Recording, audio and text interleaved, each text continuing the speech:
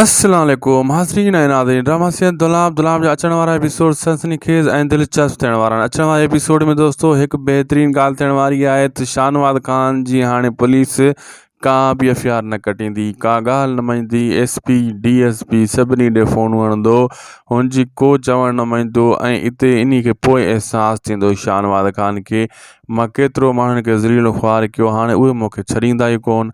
जीअं जीअं हाणे ही गॾु थींदा वेंदा रहज़न ऐं मुराद वारा ऐं मंसूर ख़ान हिननि जा ठाह कराईंदो ऐं पोइ होॾां जेको आहे शाहनवाज़ ख़ान बि अकेलो बणिजी चुको आहे। पोइ हुनजे लाइ वॾियूं मुसीबतूं तयारु थी वेंदियूं। होॾां दोस्तों मां ॿुधाईंदो हलां त रुस्तम वारा वार करे या कादन वारा मां पोइ क़िस्म ॿुधायो त ख़बर ई न पवंदी शाहनवाज़ ख़ान खे, तंहिंजे करे हुनखे का ख़बर न पए त कंहिं हमिलो कयो। हाणे हू परेशान आहे, कंहिं ते एफआईआर कटायां, एफआईआर कटिजे कान थी। होॾां मंसूर ख़ान ख़ुशि आहे त मुंहिंजूं ॻाल्हियूं मञनि था, रहज़न वारा बि मुराद वारा बि चवण में अची विया आहिनि। अहिड़े हिसाब सां उन्हनि जो शुक्रिया अदा बि कंदो रहज़न वारनि जो मंसूर ख़ान, ऐं उन्हनि खे ठाह जूं ॻाल्हियूं बि कंदो। उहे बि तयारु थी वेंदा। मुराद अॻे तयारु आहे, सोडल खे मुराद सम्झाईंदो हरकत न कजांइ, ठाह थिए थो भली असांजे घर में छो न दुश्मन घिरी अचनि, तोखे न आहे विढ़णो रहज़न वारनि सां।